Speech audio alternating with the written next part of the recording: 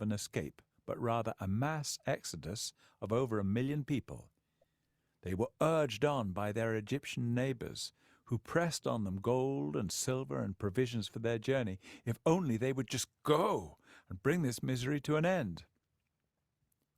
430 years had passed since the first Hebrew slave had been sold in an Egyptian slave market.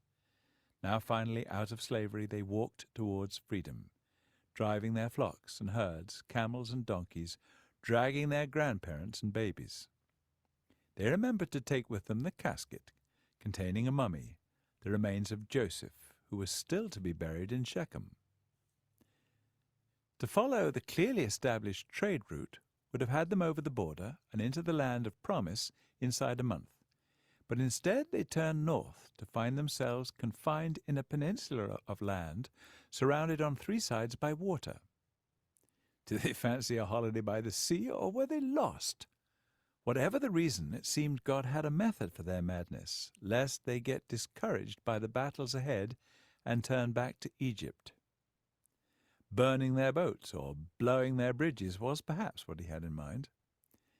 But Pharaoh's take on it was that the Hebrews were hopelessly lost in the desert and hadn't the slightest idea of the way to their precious land of promise. On consideration, the loss of 1 million slaves would make a significant dent in the national economy.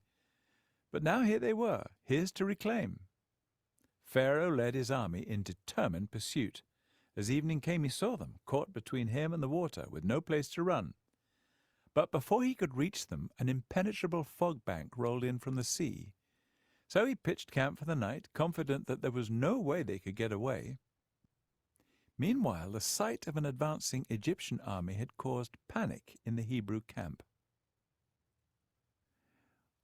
Was there insufficient space in the Egyptian cemeteries that you had to drag us out here to bury in the desert? They wailed at Moses. Up to that point, they'd never actually seen Moses in action.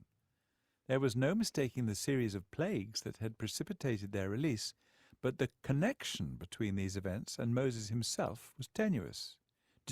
Don't be afraid, Moses urged.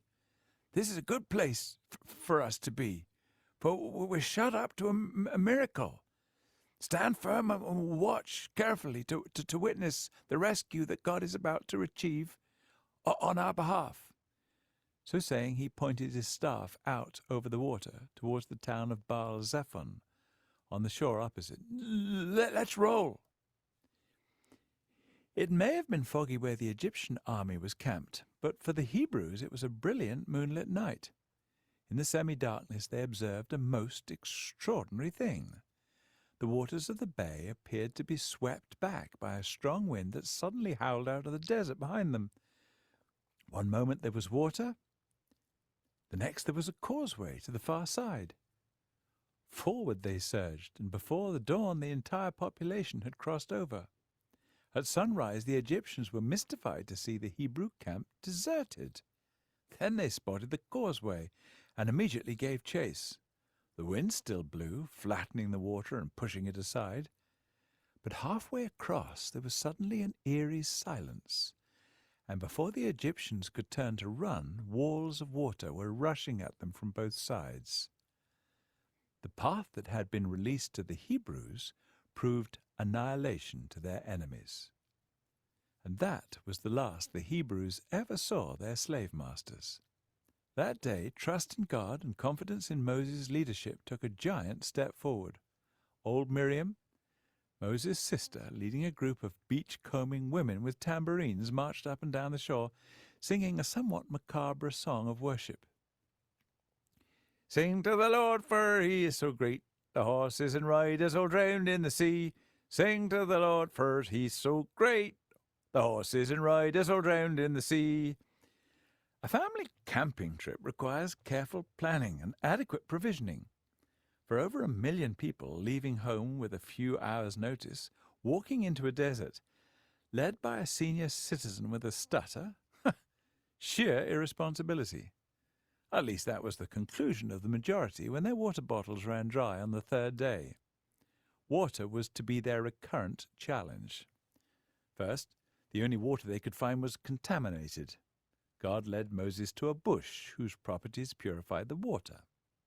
The oasis with 12 springs was a welcome break, but they couldn't stay there indefinitely, and their next campsite at Rephidim offered no water at all, contaminated or otherwise. "Take your shepherd's staff and strike that rock over there," God ordered, and out gushed a torrent of pure, clear water, sufficient for the needs of 1 million thirsty people. Then there were over 3 million square meals to be provided each day. The sandwiches were all gone in short order. Chickens quit laying because of the disruption of moving, so it was chicken soup for a few days. Sheep and goats provided a couple of weeks of stew. And then what? Discontent rumbled from 1 million empty bellies. At least we had enough to eat back there in Egypt.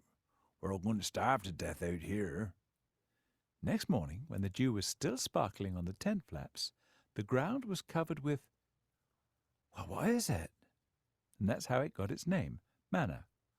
What's its name? You could eat it raw, boiled, baked, grilled, however you fancied, but all the essential nutrients for a balanced diet were all present in good old what's-its-name. God promised to give them each day their daily bread, but some didn't believe him, despite God's specific instructions that they were not to store it overnight.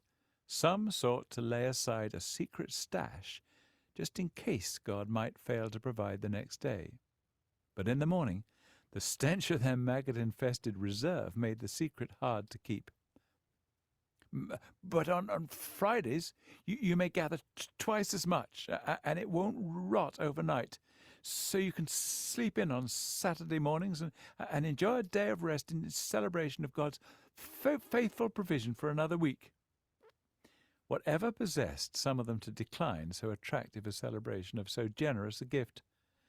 But workaholism and lack of faith have always been a destructive combination. Some of the local inhabitants were offended at 1 million vagrants in their backyards, and an army of Amalekites attacked.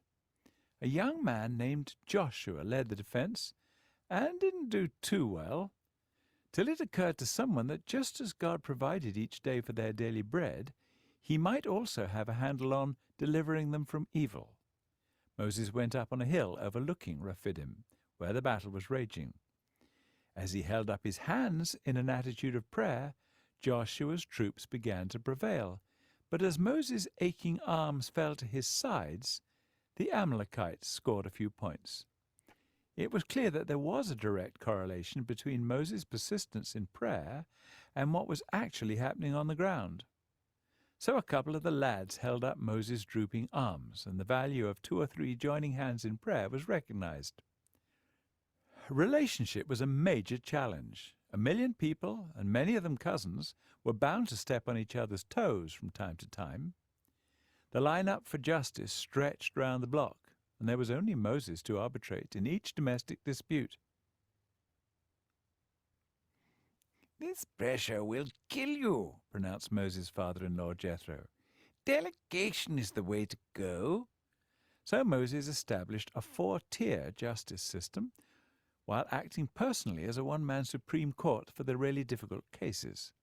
So there they were, a logistician's nightmare, yet doing very nicely, thank you. God provided everything. He personally guided them, leading the way as a cloud during the daytime and as a flame at night. He gave them food, water, protection, and justice. What more could they want? 3 months to the day since leaving Egypt, they arrived at the foot of an imposing mountain. Moses recognized it as the same mountain where God had spoken to him through the burning bush. Leaving the expedition in the valley, Moses hiked to the top, and there God spoke once again. "My intention is to make these people my own, unique, treasured possession. But I need to know if they will worship me, and if they will obey what I tell them to do." So Moses went down the mountain to get their assurance that their intention was most definitely to do everything God would command. Back up the mountain Moses went with a positive response. "Go down again and consecrate the people, for I am about to give you all my instructions." Down he went. And the third hike up the mountain was one that neither Moses nor anyone else would ever forget, for suddenly the mountain seemed to erupt like a volcano. Fire and smoke belched forth, thunder rumbled, and from somewhere there was an ear-splitting fanfare of blaring trumpets.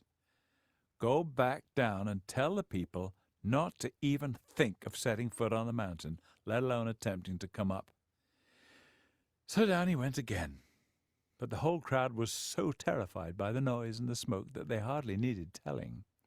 The awesome reality of the presence of the God they'd come to worship gripped them in holy terror. Trembling with fear, Moses returned to the mountain yet again. This time God delivered to him 10 commands, 10 timeless words. "Treat me as your first and greatest priority. Do not make or worship idols. Don't abuse my name. Celebrate the 7th day of the week as a holiday, a holy day of rest. Respect your parents. Don't murder. Don't commit adultery. Don't steal. Don't lie. Don't covet what doesn't belong to you." That much God delivered to Moses, engraved on 2 slabs of rock. Then followed some very practical instructions, which covered such issues as employment, personal injury, property, social responsibility, equality of justice for all, annual holidays, hygiene, and diet. Moses wrote all these in a book, and then returned to the people and read them, every word. "We'll do everything that the Lord has said. We will obey," they agreed. Genuinely meant it at the time. 12 altars were constructed, 1 for each tribe. Bulls were sacrificed, their blood being sprinkled on the people as token of their agreement with the covenant and all that was written in Moses' book.